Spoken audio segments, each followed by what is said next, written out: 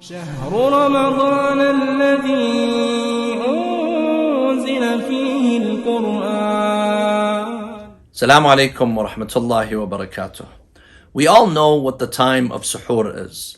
It's the time to eat before the fast begins. It's a time to charge our body so that we can carry on the fast throughout the day.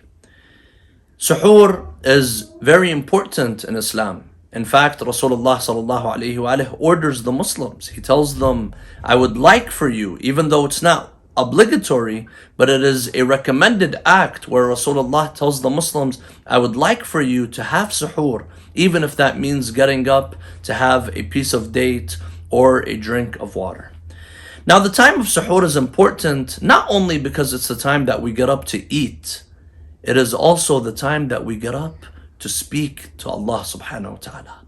It's the time to get up to spiritually charge our souls, just as we charge our bodies. And when we see the life of Rasulullah and the Imams of the Ahlul Bayt, we see that this is exactly what they would do.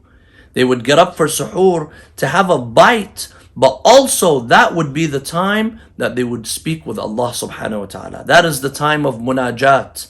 That is the time of the whispered prayers. That is the time of the midnight prayer, Salatul Layl. And we see that the Imams of the Ahlul Bayt, they would take that opportunity, those last hours right before the sun rises, before dawn, to speak with Allah subhanahu wa ta'ala. Abu Hamza Thumali, one of the companions of Imam Zayn al-Abidin alayhi salam, he says, I saw Ali ibn al-Hussein Zayn al-Abidin in the last hours of the night. He gets up and he begins reciting a beautiful dua. And this is a dua that is narrated by Abu Hamza Thumali, and that is Dua Abu Hamza. And I recommend all of you, my dear brothers and sisters, to try to read this dua. Try to connect with Allah subhanahu wa ta'ala. Just as it's important to feed your stomach and feed your body, it is important to feed the soul.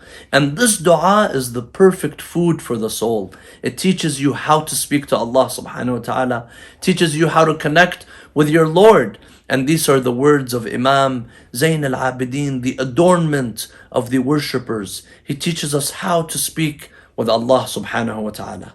Now, yes, the dua may be long. If you are unable to recite the full dua, read one page of the dua. Read 10 minutes, 15 minutes of the dua. Reading a little is better than not reading at all. And this is something very important that we should all try to take from these holy days and holy nights. Walhamdulillahi Rabbil Alameen. Wassalamu alaikum wa rahmatullah.